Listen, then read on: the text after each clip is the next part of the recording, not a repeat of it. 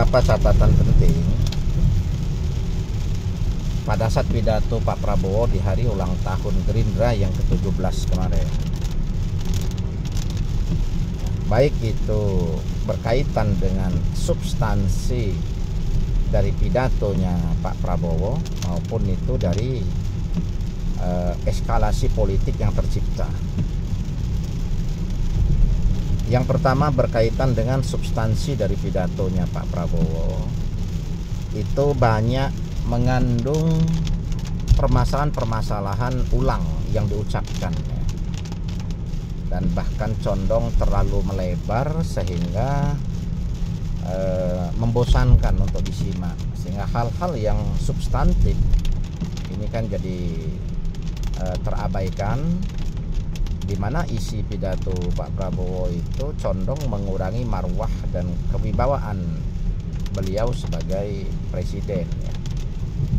Karena jadi bersifat provokatif dan jadi bersifat mengeluh berulang-ulang kepada masyarakat atau kepada publik berkaitan dengan kondisi dan permasalahan keuangan negara. Jadi ini menjadi catatan kita, sehingga yang kita lihat adalah Bapak Presiden ini kurang confident. Yang kita lihat Pak Presiden ini baru 100 hari ini sudah merasa lelah dengan berbagai dinamika dan potensi permasalahan bangsa yang memang ya sangat rumit, kan begitu. Nah, ini yang pertama. Terus yang kedua adalah keputusan dari Partai Gerindra untuk mencalonkan Pak Prabowo kembali di Pilpres tahun 2029. Ini adalah keputusan yang prematur, keputusan yang condong pada satu strategi yang tidak bijak, bahkan condong licik untuk mengunci demokrasi dan mengunci anggota koalisi. Nah, jadi dengan keputusan itu, ini akan menciptakan dua friksi di dalam koalisi Indonesia Maju ini, ya. Yang pertama nanti akan condong partai-partai yang memang selama ini selalu berkoalisi dengan Pak Prabowo dan mereka memang tidak punya kompetensi untuk mencalonkan kader internal sebagai calon presiden di tahun 2029. Ini enjoy, ini santai. Yang penting adalah kepentingan bargaining politik mereka aman, di mana anggota kabinet dari partai mereka ini juga aman, ada dalam posisi yang strategis dan tidak terganggukan. Nah, tetapi bagi partai-partai politik yang memang punya potensi dan punya kompetensi kadernya untuk menjadi calon presiden atau menjadi kandidat di Pilpres 2029, ini kan menjadi dilematis. Kalau dia tidak menyatakan mendukung pencalonan Pak Prabowo yang diputuskan oleh Partai Gerindra, sehingga dia akan dianggap partai itu koalisi setengah hati. Nah, tetapi kalau dia menyatakan mendukung juga menjadi dilematis. Karena apa? Kalau nanti pemerintahan Pak Prabowo ini ternyata tidak berhasil, ternyata dalam 5 tahun ke depan tidak ada perubahan-perubahan yang signifikan sesuai dengan janji dan visi-visi besar yang disampaikan oleh Pak Prabowo, ya tentunya mereka juga tidak strategis untuk mencalonkan kembali, kan. Otomatis mereka harus menentukan sikap politik, yaitu mencalonkan kader internal mereka yang punya kompetensi atau mencalonkan elit politik yang lain, kan. Nah, jadi ini yang kita sayangkan.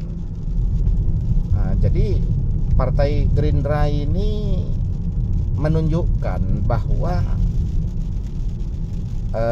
mereka ini tidak yakin, mereka ini tidak confident dengan posisi pemerintahan yang sekarang, apakah ke depannya betul-betul mampu untuk mewujudkan apa yang sudah menjadi cita-cita, apa yang sudah menjadi program dari pasangan Pak Prabowo dan Mas Gibran ya.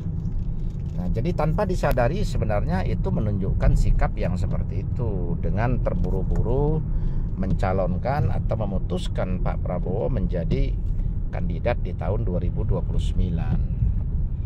Pemerintahan baru 100 hari. Belum ada program-program yang berjalan dan masuk pada tataran teknis yang strategis. Contoh, program 3 juta rumah. Sampai sekarang belum jelas. Apa yang dipresentasikan oleh Menteri Perumahan Rakyat yaitu Ara Sirait ini juga belum ada realisasi. Bahkan yang menjadi kelucuan kita adalah di mana ada pengakuan 40.000 unit rumah yang sudah terbangun, ternyata itu dibangun di eranya Pak Jokowi.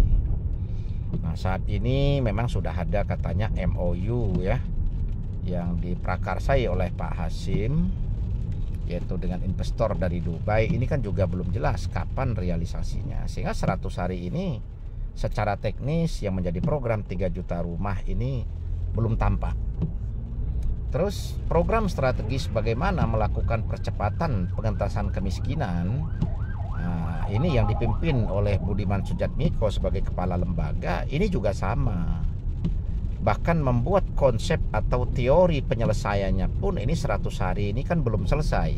Ini baru tataran konsep. Nah, jadi bagaimana teknisnya? Konsepnya saja belum selesai. Padahal kan itu juga program strategis bagaimana bisa mempercepat proses pengentasan kemiskinan. Terus terkait dengan makan bergizi gratis. Makan bergizi gratis yang digembar-gemborkan ini kan catatan kita juga kan masih banyak yang kontraproduktif. Yang pertama, pilihan lokasi. Ini juga masih banyak yang tidak tepat. Banyak daerah-daerah yang potensinya itu hanya asal gampang menentukan pilihan. Ada daerah yang kabupatennya penduduknya lebih banyak belum tersentuh. Padahal di situ daerah yang banyak masyarakatnya kan membutuhkan support terkait dengan masalah makan bergizi. Sementara di daerah atau di kota yang memang itu banyak masyarakatnya yang mapan, ini malah sudah tersentuh duluan. Ini baru pilihan lokasi. Belum lagi masalah personil ya.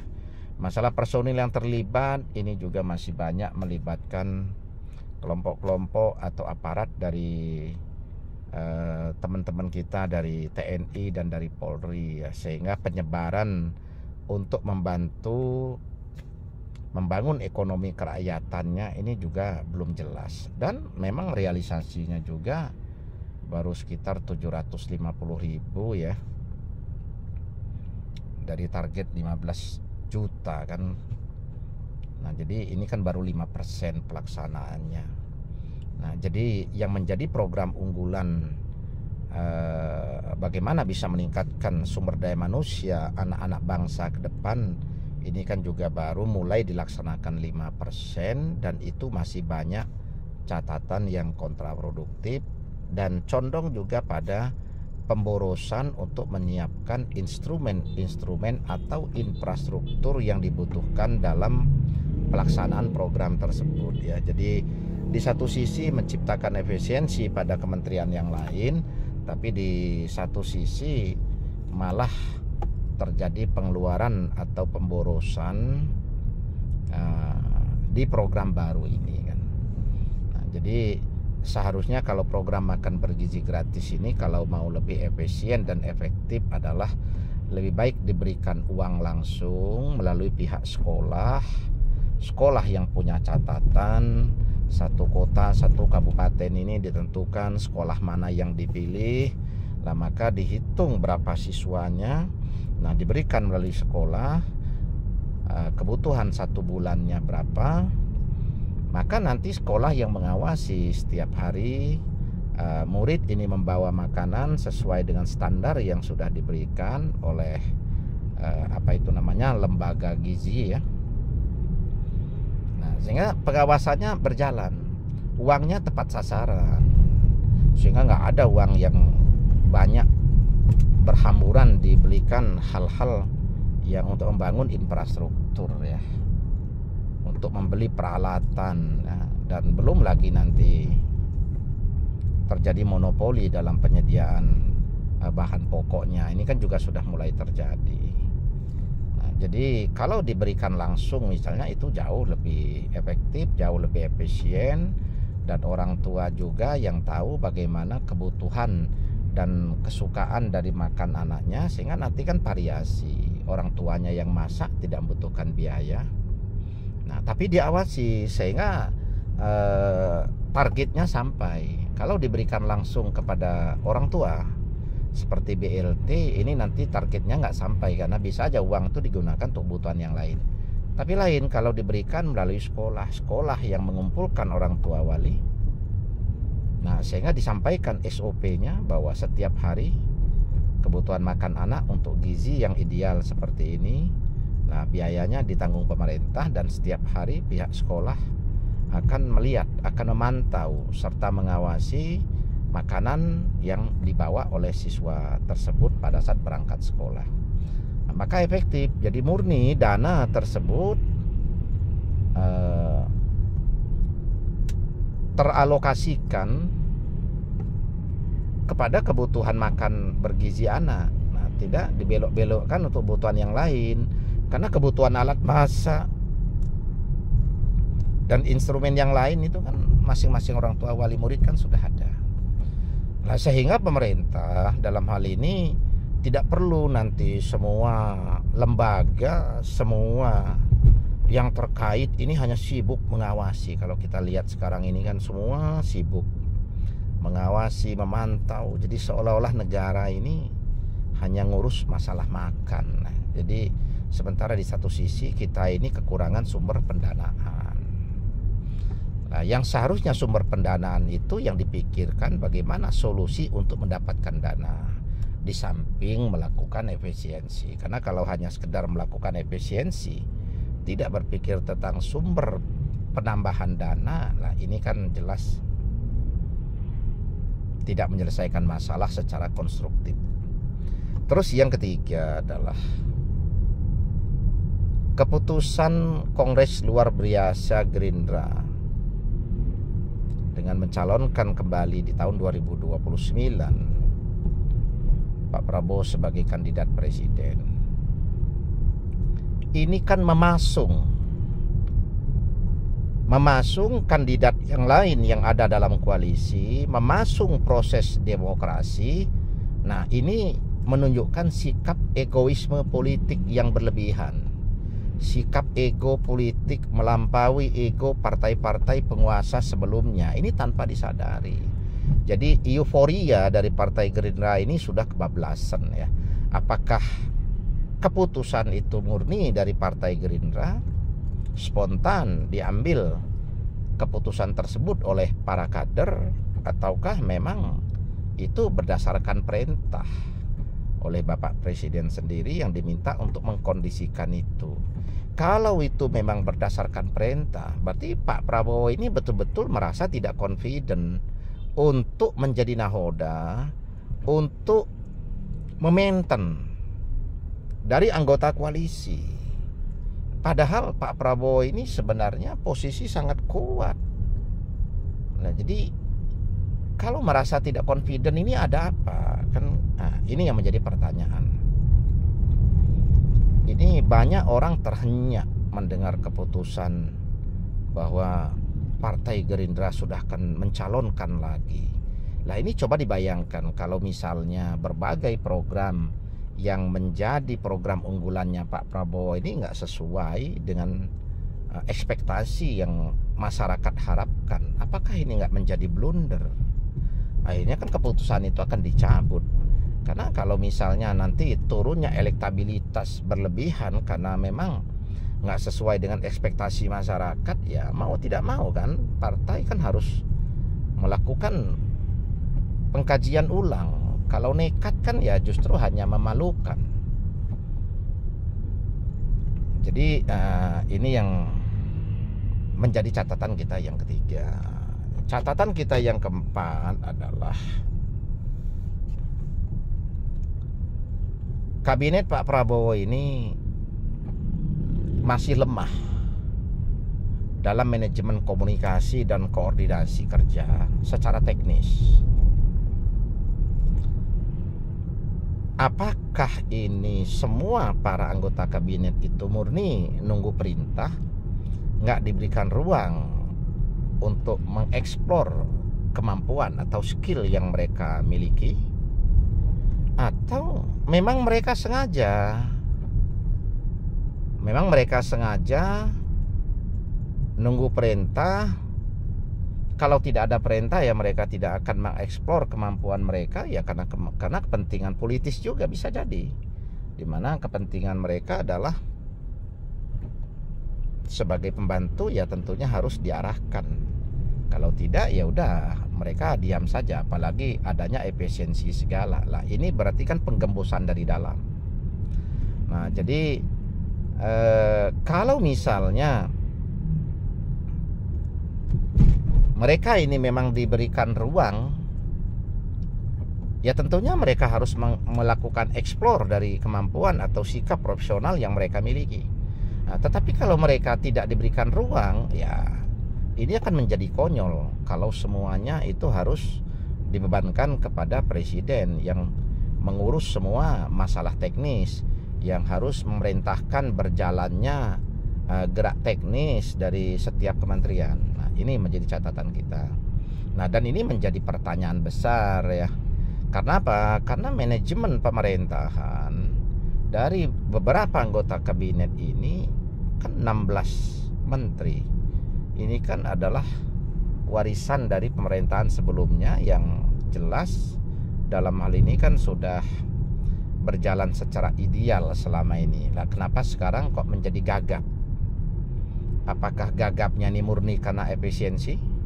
Ataukah gagapnya ini karena memang diharuskan nunggu perintah? Nah ini yang tahu adalah Pak Prabowo sendiri dan anggota kabinet itu sendiri tentunya. Tetapi yang jelas yang kita perhatikan, yang tampak di dalam pandangan kita atau yang bisa kita analisis ya, itu adalah manajemen kerja, manajemen teknis komunikasi.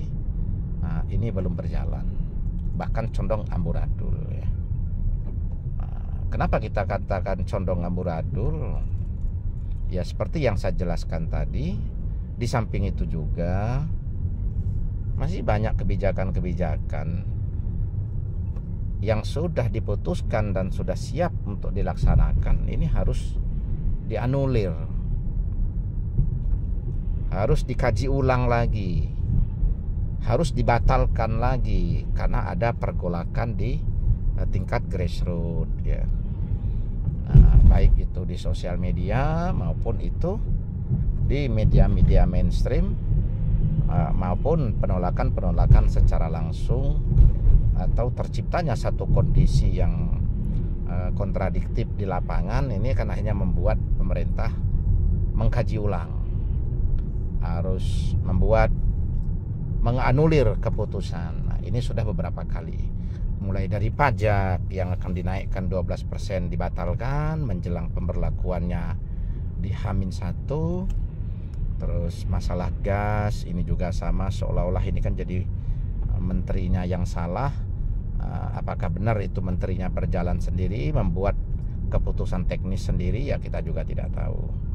Terus masalah pemberantasan korupsi yang katanya akan memaafkan para koruptor. Nah, terus yang berujung akhirnya kan sekarang ini kan menjadi tidak jelas arahnya kan kemana. Nah jadi ini menjadi catatan penting kita untuk Pak Prabowo dan kabinetnya itu pada saat hari ulang tahun Partai Gerindra yang ke-17 kemarin.